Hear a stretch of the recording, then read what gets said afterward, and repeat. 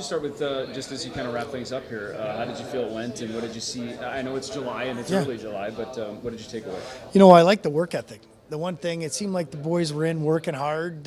Execution was a little bit off, I thought, on the third day or the second day on ice, but there wasn't a lack of effort. So, and it's summer. Some guys have skated, some guys haven't skated. But overall, you looked at the testing scores, you look at where we wanted to be, and then you talk to the support staff, and you love when they just say, you're how good of people they are. They pick up after themselves, they're respectful, they're here, they worked hard, and it's just a good group. So you like to hear that from, you're not just doing the on-ice evaluation, you're doing the evaluation of what they're like as people too. And isn't so much about this week, while the on ice is part of it and certainly is, but just some of that, setting up the plan and seeing where they're at in the development, but also kind of there's still some key weeks left in this summer before next season begins. Well, we have a long time. I mean, that's the one good thing. So, as we do the testing, you can see where little deficiencies are in each player, like if they need more aerobic, if they need to be more explosive. And then, Ricky will set up, okay, this is how we're going to get better.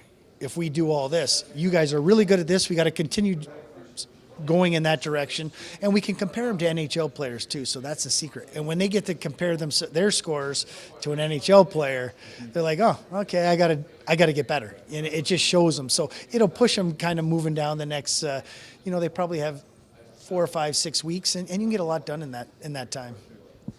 When it comes to Matt Coronado, I mean, we just had a chance to talk to him at this camp opened, and he talked so much about his plans over the offseason and where he wanted to feel that strength, and obviously that sense of what he got a taste of at the end of last year really helped with that. Do you kind of get that feeling as well, that there's a lot of drive and a lot of motivation to be the best version of himself coming back next year? Well, it's funny. We just talked to Matt, and Jerome, not knowing him and not being around him much, he pulled him aside and we were talking, and he just said, the one thing that I noticed, you never cheated a drill. You did everything at high pace, your work ethic, it was noticeable every day. So he goes, to be in the NHL and be a real top player, you got to continue to do that, just not just here, but when you go back home and do it. So, I mean, to have someone else kind of say, you think Matt's done a great job, but to have someone kind of come in from the outside and look at him and see, how much do you hope he heard your message of we want to inject some youth into the lineup? Well, I mean, I think, just as the free agency periods kind of come and go, I mean, if you're just looking at the roster, if you're looking at opportunity, you're hoping that drives everybody. I mean, I talked to Pelche the other day too. We want to make sure these guys, hey, it's not going to be given to you, but there's going to be an opportunity if you take it, but you need to take it. I just want to circle back on what you said about Jerome talking to Matt, because I saw him talking to Honzek and Lipinski too. Yeah. Like, obviously, it means a lot when the general manager speaks, but when you watch those conversations, you've got a Hall of Fame guys talking to these teens. What do you think that does for them? Well, I mean, first of all, I think, they know who Jerome is. They know how many goals he scored. He's a Hall of Famer. And, to have him kind of come and give them pointers and him being a coach, like hand position, the shooting, the stuff he was talking to Hanzig about, and then Lipinski, just some of the skating stuff, he sees it from a different perspective, and which I think was great. And they took it, they seemed like they were sponges listening to him. And, it's about getting better, and, they do some great things, but it's about getting better to make it in the NHL, you got to take it from where you are to a whole nother level. So I think hearing it from him, and they seemed excited to talk to him too, which is always nice. I think a lot of us have talked to Lucas Siona this week. What the value of what he just went through, obviously winning a title as a captain, what's that going to do for him moving forward? Well, it just brings another element to your team, your locker room. You're talking about character and how we're going to have we want to change the culture and character of in that organization. He brings that with him.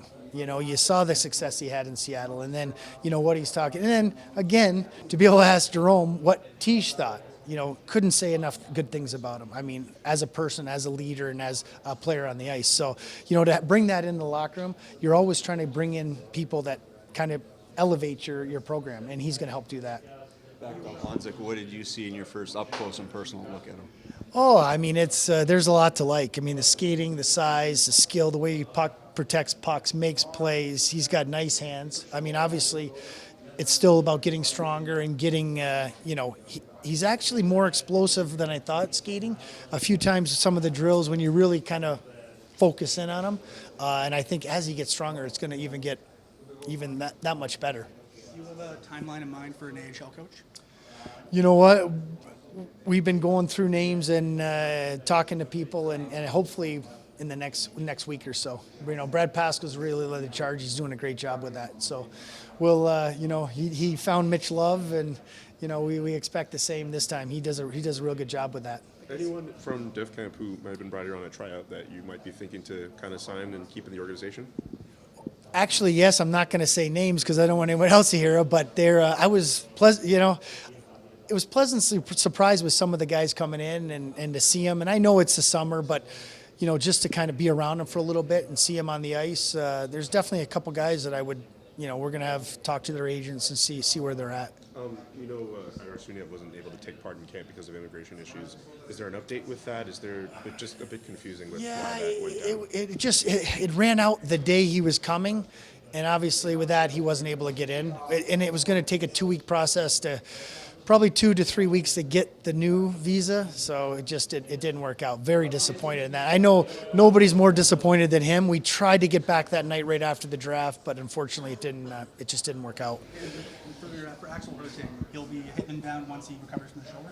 We're still talking with him and his people, but you know, excited to have the Hitman draft him and an opportunity for him to come over. But with the shoulder injury, we still got to kind of go through and see where he feels most comfortable. Obviously, we want to do what's right for him, but you know, to have him over here to be able to work with, you know, our NHL people, especially with the injury, I think that would be a positive. But we also want to do what's best for him and his family.